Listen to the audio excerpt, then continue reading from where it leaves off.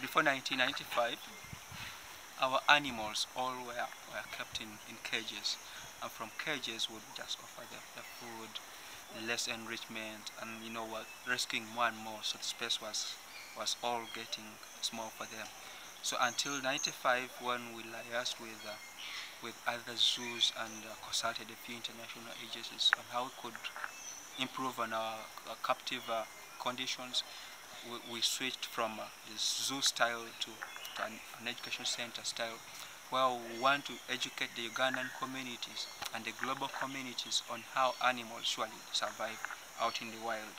So from then, we just extrapolated the kind of habitats animals occupy in the wild and brought them over here, so that the animal we get from the wild, like the shoebill we saw, who stays in a wetland, like lions who are savanna animals. If you check the habitat out there, it's just open savanna, and then a few spots of trees where animals will, at the point, lions will try to climb the tree to get to ant hills, just like it happens in the wild. If you saw our chimpanzees on the trees, because out there they are forest animals, why should they have them in a cage? So we move them into an exhibit, onto an exhibit where they feel like they're in a wild, they leap from tree to tree.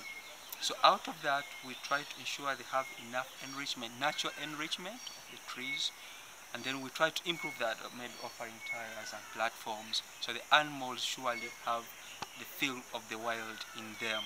And besides that, when people get here, we'll tell them this is how animals survive in the wild.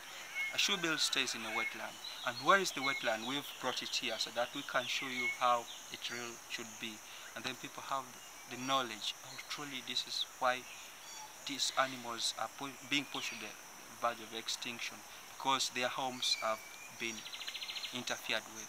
So out of that, there is an improvement in people's perception of conservation, because they see the real thing out here in the zoo, and when they go back they see it in the wild. So there is a relationship we are trying to create.